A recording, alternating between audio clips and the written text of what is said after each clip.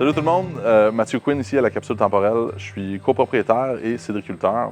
Notre but ici, c'est de faire des bons cidres de qualité, des excellents cidres naturels, écologiques.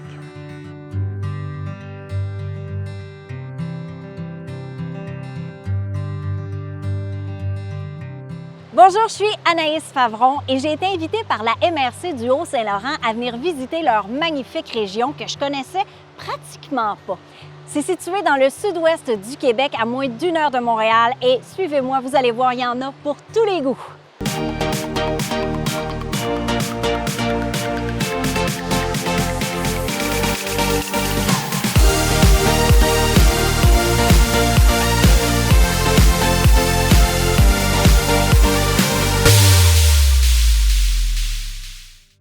On est à Franklin. Je m'en viens rencontrer Mathieu Quinn, le propriétaire de la cidrerie La Capsule Temporelle. Je vais cueillir des pommes, je vais voir comment on fait du cidre, mais surtout, je vais déguster plein de cidre. Venez avec moi. Alors là, Mathieu, Oui. Moi, je cueille des pommes à peu près chaque année parce que je suis une bonne mère de famille. Oui. Mais je tire n'importe comment. Non, faut pas faire ça. C'est ça, hein, je me dis, un professionnel va me montrer comment C'est ça, tu vas dans le changer fond, ma vie. on prend le dessous de la pomme puis on fait une rotation autour de la branche. Puis là, le temps des pommes, là. Ouais. Moi, j'avais toujours pensé que c'était comme la mi-octobre puis ça durait 2 semaines. Mais sauf que là, tu sais, en ce moment, tu me dis, tu as des Lobos, des Macintosh, mais là, Ouais. dans 2 semaines, ça va être d'autres sortes. Exactement. C'est de quand à quand? Comment ça marche? Donc, dans la région ici, la majorité du monde commence autour de mi-août. Fait que, mettons, le deuxième week-end de Tant août. que ça? Ouais. Puis, en ramassant les pommes par terre, nous, on se dit, l'arbre a fini de mûrir la pomme, il n'y a plus rien à donner. Fait qu'il dit, OK, je lâche la pomme. Là, la pomme, elle tombe, puis nous, on pense que c'est à ce moment-là que la pomme est pas mal à son apogée. Fait qu'on est en bio, on ramasse des pommes par terre, puis on fait de la macération de pommes. Fait que dans le fond, moi, j'ai juste fait comme, OK, tout ce qui peut amener un maximum de qualité, c'est ce que je vais prendre pour faire mes cidres. Fait que là, une fois qu'on a nos pommes, Ouais. ceux-là, c'est pour les manger comme Oui, ça. Là. exactement. Mais mettons qu'on en ramasse par terre, Oui. là, puis que je veux savoir comment tu fais ton cidre. Ouais. Par où on commence? Ça se passe tout ici? Oui, ça se passe en arrière là-bas. On y va? Oui, on y va.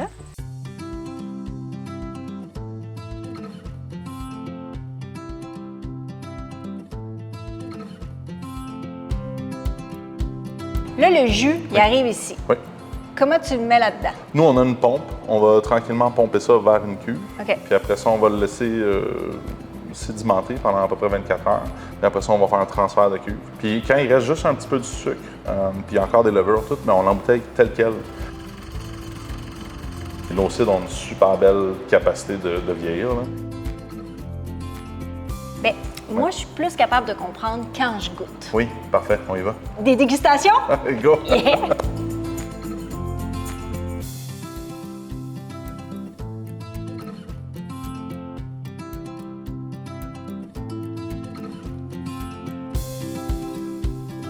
Fait que là, Mathieu, combien vous en avez de sortes différentes? Oui, de c'est cidre? ça. En ce moment, on en a beaucoup trop. On a fait les capsuleries il y a 2 semaines, puis on a offert 13 produits différents.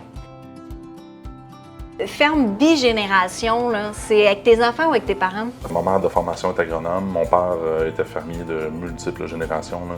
OK, fait que là, vous avez parti un nouveau projet ensemble. Ouais. Ça a été le cidre, donc un verger, Ouais, donc c'est ça. vivre ici. Ouais, Mais c'est- quand les gens viennent ici, puis goûtent à vos produits, c'est ça, là? Ben, La paye.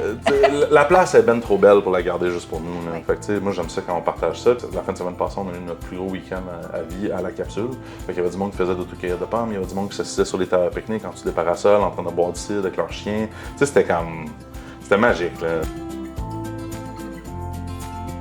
Quand on fait la dégustation, Oui. est-ce qu'il faut en choisir ou tu fais comme un petit peu de chaque? Ben, nous, dans le fond, ce qu'on fait, c'est qu'on offre 6 produits en ce moment en dégustation. Mais là, dans le fond, ce qu'on propose aussi, c'est qu'on les a mis en ordre de dégustation au niveau de... De la plus faible à la plus corsée? Oui, j'imagine. exactement, c'est ça. La plus faible à la plus corsée et ou avec un mélange de sucre là-dedans. Là. Ouais. Ton setup est magnifique. Oui, merci. Tu sais, ça, merci. c'est comme le rêve d'avoir ça à la Oui. maison. Oui, c'est ça. Ma femme, elle trouve ça dangereux depuis qu'on a ça, là, quand elle vient se prendre un petit verre, puis c'est le fun au bout.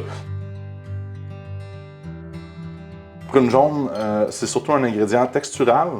Donc, on va aller chercher un peu de tanin qui vont amener un peu de longueur. Le tanin, c'est une molécule qui se colle à votre palais, qui vous assèche la bouche. On retrouve ça dans le thé noir, ou ben, dans les thés, ou dans le vin rouge. Fait qu'on en a aussi dans le cidre. Fait que ça peut amener un peu de structure, ça amène un peu de longueur, puis ça va caresser la bouche, ça va amener de la rondeur. Ouais. Fait que c'est pour ça qu'il est un peu plus jaune aussi, là. C'est des prunes jaunes. Il est Voilà. très facile à boire. Ouais. Puis il est très bon. Parfait. Ouais, ouais.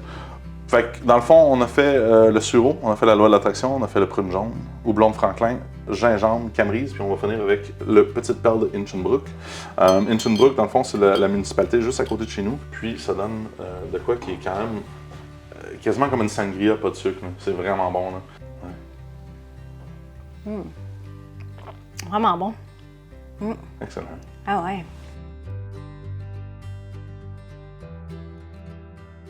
Mathieu, merci énormément pour toute la visite. Je repars comblée. Hey, excellent.